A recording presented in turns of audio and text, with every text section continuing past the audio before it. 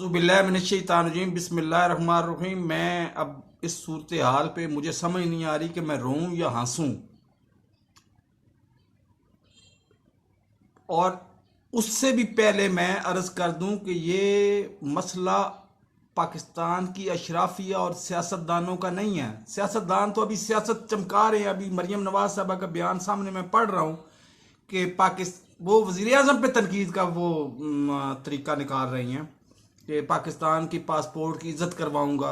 वजीर आजम ने जवाब दिया था बयान कहीं किसी वक्त में, तो वो इस पे तनकीद कर रही हैं, इस पे तंज कर रही हैं। ये या तो मेरे जैसे चंद दिल जले पाकिस्तानी होंगे वो इस बात पे सोचेंगे, या फिर सिर्फ एक जात इमरान खान वो इस बात पे सोचेगा और समझेगा कि ये इंटेलिजेंस का सिक्योरिटी का मसला है ही नहीं सिरे से। कि दौरा न्यूजीलैंड तो खत्म हो ही गया, दौरा इंग्लैंड भी 99% से जायद हमारे हाथ से जा चुका हुआ है। दौरा इंग्लैंड भी 99% से जायद हमारे हाथ से जा चुका हुआ है। तो ये है मीडिया वॉर, जिसे मतलब उर्फे आम में आप लोग क्या कहते हैं, मैं अब अनपढ़ जाहिल सा बंदा हूं, मैं तो इस बात को नहीं समझता, जिसे कहते हैं फिफ्थ जनरेशन वॉर। ये फिफ्थ जनरेशन वॉर में ये राउंड जो है ये इंडिया ने जीत लिया है। और मेरी इस मौके पर वजीर आजम इमरान खान से गुजारिश है, मुझे वो टेस्ट मैच आज भी याद है, 1987 में गालिबन हुआ था टेस्ट मैच। इंडिया में गई थी पाकिस्तान की टीम, इमरान खान ही उसका कैप्टन था।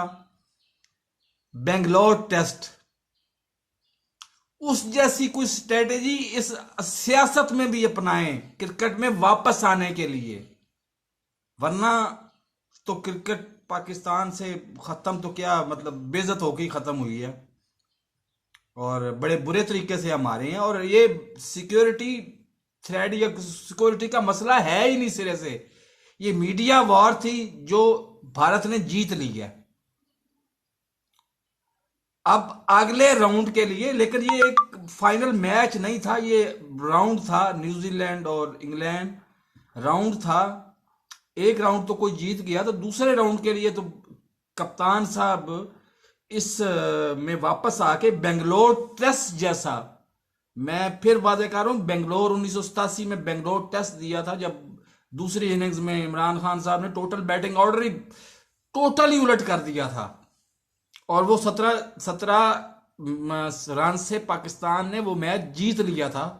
वो तारीखी मैच था, मतलब तारीख में पहली दफा इस तरह से हुआ था कि इंग्लैंड को पाकिस्तान ने इंडिया में जाके इंडिया को हरा दिया था। तो ये बहुत बड़ा वो कारनामा था। इस कारनामे को सियासत में भी अप्लाई करें। और सिक्योरिटी थ्रेड पाकिस्तान में नहीं था, पाकिस्तान के वो इंटरनल मसाइल हैं। तालिबान के साथ हम अगर आउट ऑफ द वे जा रहे हैं तो वो हमारे इंटरनल मसाइल हैं, उससे एटलीस्ट न्यूजीलैंड को कोई खतरा नहीं था और इंग्लैंड को भी कोई खतरा नहीं होना। लेकिन नजर ये आ रहा है कि इंग्लैंड भी सीरियस विदड्रॉ कर जाएगा, वो जरा थोड़ी सी निस्बतन इज्जत रख जाएगा कि वो आने से पहले कह देगा कि हम सीरीज नहीं खेल रहे इधर। T20 के 2 मैचेस हैं उसके साथ। बहरहाल ये इन बातों पे हमें गौर करना चाहिए कि ये सिक्योरिटी मसला नहीं है, नंबर 1। और नंबर 2, इमरान खान को कोई उस तरह की स्ट्रेटेजी जो 1987 में इमरान खान ने क्रिकेट में अपनाई थी, बेंगलोर टेस्ट में, उस तरह की स्ट्रेटेजी अपनानी चाहिए।